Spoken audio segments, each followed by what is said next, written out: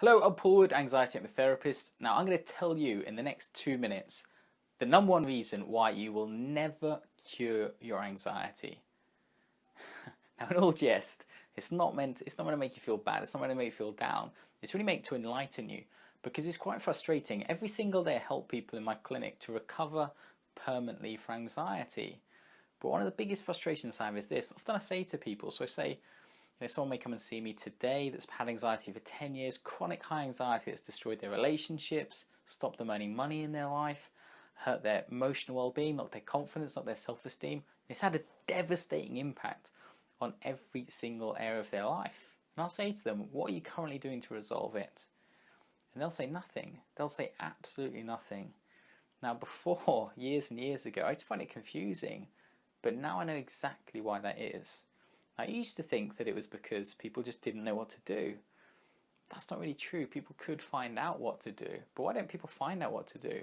I used to think it was because they weren't confident that they could recover and resolve their anxiety, so they just gave up. And that may have a small part to play, but it's not really the true reason. The true reason is this.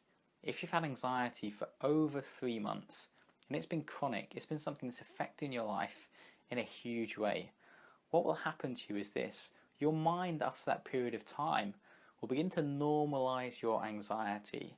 And what I mean is this. It means that your anxiety before, you saw it as a problem, you saw it as something affecting you. But your unconscious mind, after a period of time, will normalize it. And then at some point it will become part of you. And all I mean by that is, if you see something as part of you, you don't feel you can change it, do you? If you've got 2 legs and 2 arms and I asked you why haven't you got 3, you'd be really confused and say, what are you on about, Paul? You're being ridiculous. And that's exactly what happens with our anxiety. It becomes part of our identity. It becomes part of who we see we are. We just see it as, it's just how I am. Instead of acknowledging that in social situations we can't connect with people in a way that we want to. Now, we might have a frustration that we might consciously think about it in those terms. But if we're not taking actions, this is key. If today in your life you're not taking daily practical actions to recover from your anxiety disorder, then you've normalized it. Because if you haven't, you'd simply be taking actions now to resolve it. And what happens is this. Once someone realizes this in themselves, it gives them the opportunity to really be honest with themselves and say, I already have let this become something that's just part of me, something that unconsciously my mind's accepted as part of me. Therefore, I'm just not focusing on recovering.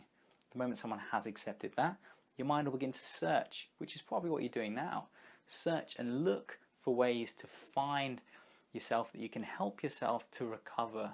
Now, often it doesn't take a lot. Someone's anxiety could be really chronic, 10 years long, 9 out of 10 on the anxiety scale, devastating in their life, making them shiver, making their mind go 100 miles an hour, cause them all kinds of problems, derealization, making us feel disconnected to the world, making it feel inside like they're not even in their own body.